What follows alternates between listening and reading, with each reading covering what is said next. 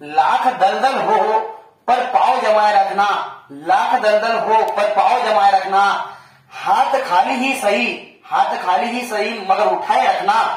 कौन कहता है छलनी में पानी नहीं रुकता, कौन कहता है छलनी में पानी नहीं रुकता, बस बर्फ बनने तक विश्वास बनाए रखना। नमस्कार दोस्तों, मैं शेखर कुमार खाकरे स्वागत करता हूं आपका अपने YouTube channel technical coaching classes Harda पर। बहुत सारे छात्रों ने मुझे कहा था कि फिजिक्स के संबंधित, मॉडर्न फिजिक्स से संबंधित इंपॉर्टेंट क्वेश्चन की सीरीज लाना। मैं आज आपके सामने ऐसे इंपॉर्टेंट क्वेश्चन की सीरीज लेकर आया हूं जो लगभग हर एग्जाम में पूछे जाते हैं। तो वीडियो को अंत तक जरूर देखिए और चैनल पे आप यदि नए हो तो पहले सब्सक्राइब कर लीजिए, वीडियो को लाइक कीजिए और अधिक से अधिक लोगों को शेयर कीजिए। तो चलिए स्टार्ट करते हैं। सबसे पहले हमारे पास में मॉडर्न फिजिक्स। मॉडर्न फिजिक्स में सबसे पहला क्वेश्चन जो है हमारे पास में वो है कि ध्वनि तरंगों की प्रकृति होती है।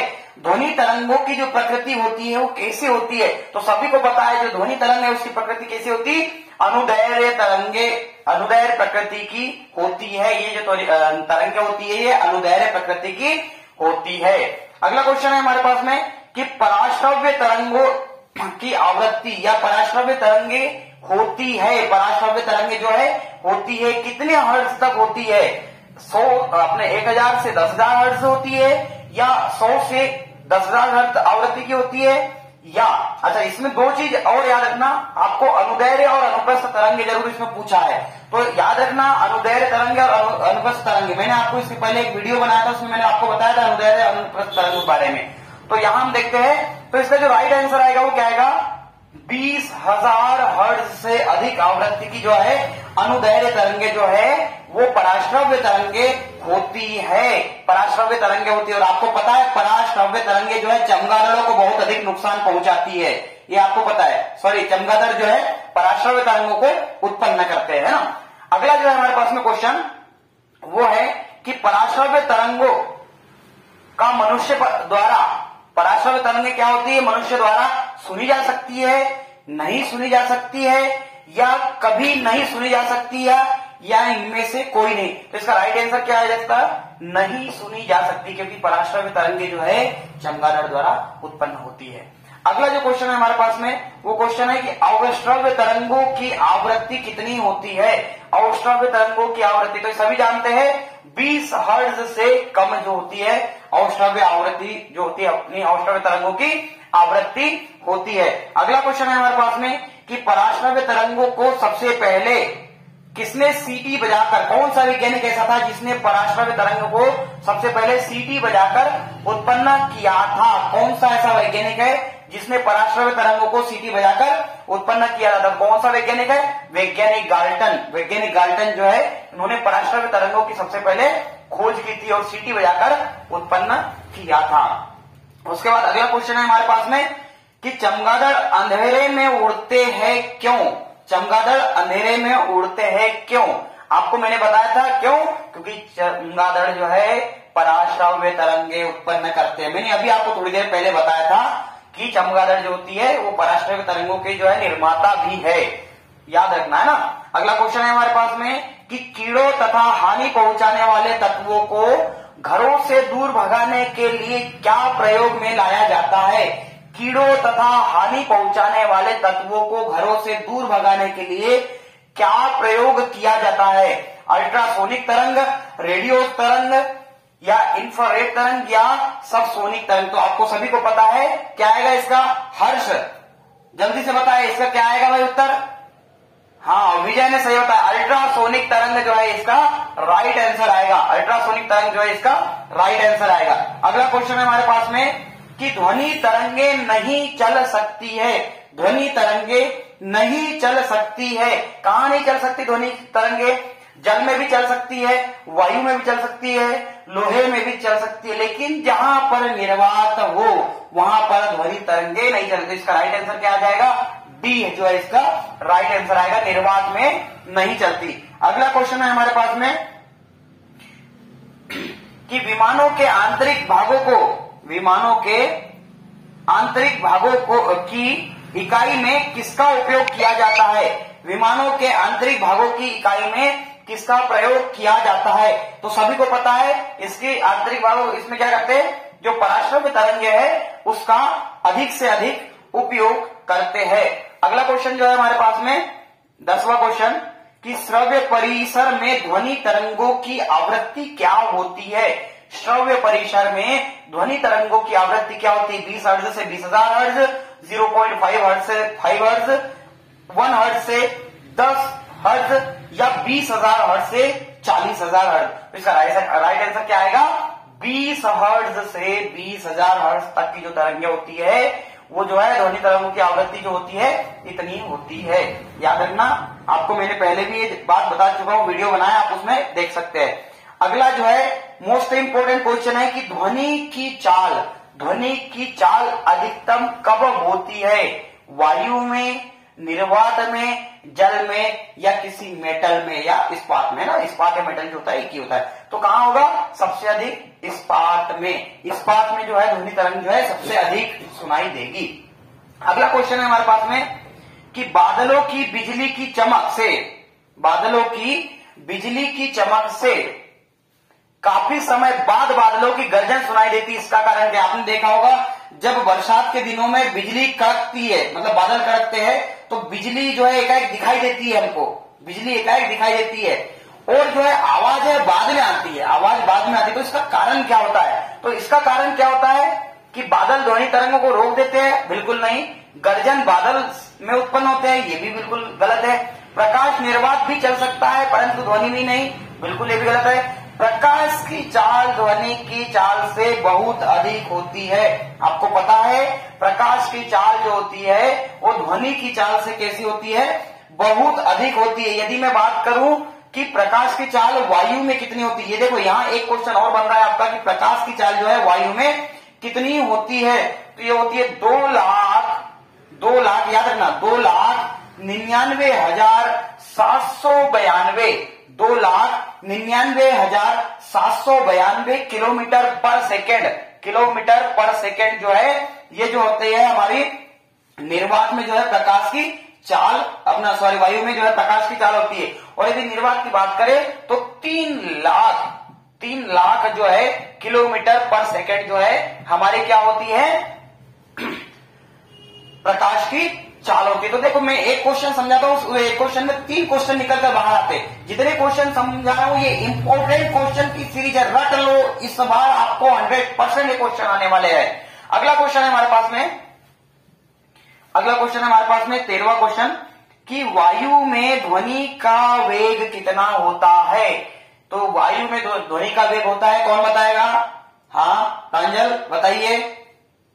वेरी गुड, 332 मीटर पर सेकेंड जो है वायु में ध्वनि का वेग होता है। 332 मीटर पर सेकेंड वायु में ध्वनि का वेग होता है। अगला जो है हमारा वो है ध्वनि के वेग का मान सबसे कम कहां होता है, या सबसे कम किसमें होता है? ठोस में होता है कि द्रव में होता है कि गैस में होता है कि पारा में? ध्वनि के वेग का सबसे कम मान या सबसे कम मान जो होता है काय में होगा? 100% सभी को पता है कि गैसों में जो होगा ध्वनि का जो मान है वो सबसे कम ध्वनि सुनाई देगी।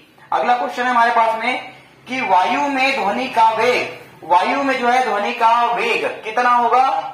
तापमान के बढ़ने से घटेगा या तापमान के घटने से बढ़ेगा या तापमान पर आश्रित नहीं रहेगा, है ना? यहाँ तापमान है, यहाँ गलती से मिसप्रिंट से अपमान छप गया, ये तापमान है ना, इसको करेक्ट कर लेना। और अगला है तापमान के घटने से घटता है। तो बिल्कुल वायु में ध्वनि का वेग जो है टेम्परेचर पर डिपेंड करता है। टेम्परेचर के घटने से घटेगा, टेम्परेचर के बढ़ने से बढ़ेगा। तो इसका राइट आंसर जो आएगा वो क्या आएगा?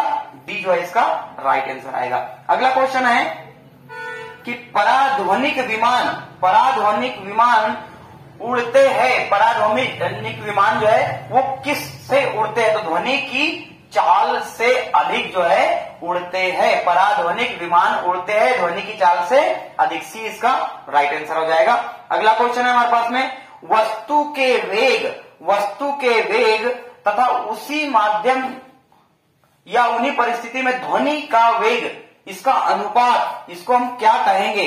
स्थायित्व संख्या कहेंगे, या लेप्लास संख्या कहेंगे, या ऑक्टेव संख्या कहेंगे, या मैक संख्या कहेंगे। तो इसका क्या आएगा राइट आंसर, मैक संख्या। ये जेईई के 2017 के एग्जाम में जो है इसको क्वेश्चन को पूछा गया था, इसलिए रट लो, ये क्वेश्चन भी आने की 100% संभावना बनती है। अगला क्वेश्चन है हमारे पास में 18 क्वेश्चन कि मैक अंकों का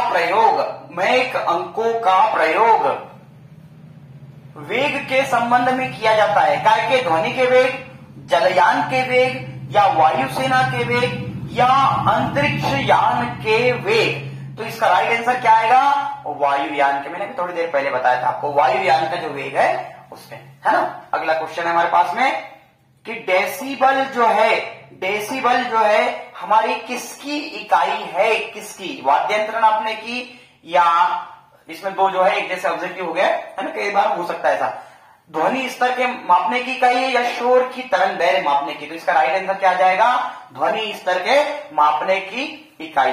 अगला क्वेश्चन है हमारे पास में साधारण बातचीत के ध्वनि की तीव्रता कितनी होती है। साधारण बातचीत में ध्वनि की तीव्रता आपको सभी को पता है कि साधारण नॉर्मली जो है 30 से 40 डेसिबल की जो है ध्वनि की तीव्रता हमारी साधारण बात करते समय होती है। तो 20 का राइट आंसर हो जाएगा। अगला जो है हमारे पास में कि ध्वनि के किस लक्षण के कारण कोई ध्वनि मोटी या पतली होती है। ध्वनि के किस लक्षण के कारण, तीव्रता के कारण, या तारतत्व के कारण, या गुणता के कारण, या इनमें से कोई नहीं। इसका क्या आएगा, तारत्व के कारण। तारत्व के कारण जो है ध्वनि के लक्षण जो है मोटी या पतली हमको सुनाई देती है। अगला जो क्वेश्चन है हमारे पास में मोस्ट इंपोर्टेंट क्वेश्चन है कि ये क्वेश्चन पहले भी पूछा गया है कि पुरुषों की अपेक्षा महिलाओं की आवाज अधिक तीक्ष्ण होती है क्योंकि महिलाओं की आवाज का क्या आएगा इसका राइट आंसर, सभी लोग बताओ। आयाम कम होता है, बिल्कुल नहीं, गलत। ये क्वेश्चन जो है आपका गलत है आंसर। आयाम अधिक भी नहीं होगा, बिल्कुल तारतत्व भी नहीं होगा। तारतत्व अधिक होने से, कम होने से नहीं, बल्कि क्या, तारतत्व अधिक होने से जो है पुरुषों की अपेक्षा महिलाओं की आवाज अधिक तीक्ष्ण होती है।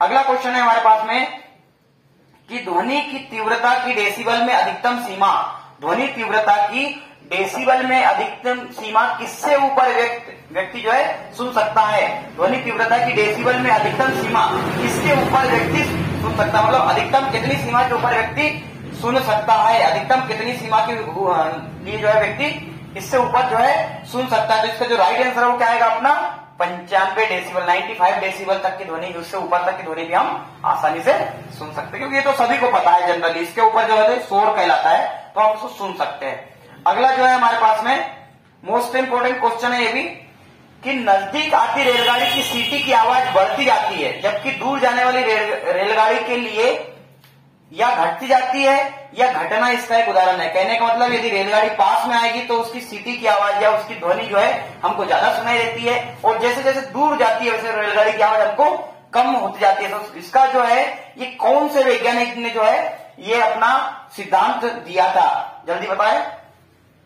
बिल्कुल राइट आंसर, डॉपलर प्रभाव। डॉपलर जो है वैज्ञानिक, इन्होंने क्या दिया था इस आवाज से संबंध में, रेलगाड़ी संबंध में जो सीटी की जो आवाज है उस संबंध में अपना स्टेटमेंट दिया था।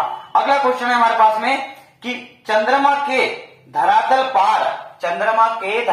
पार दो व्यक्ति एक दूसरे की बात नहीं सुन सकते। मतलब चंद्रमा के धरातल पार से मतलब कि चंद्रमा पर यदि दो व्यक्ति है तो वो एक दूसरे से अपनी बातें आपस में सुन नहीं सकते। तो उसका कारण क्या है कि चंद्रमा पर उनके कान काम करना बंद कर देते हैं, बिल्कुल गलत।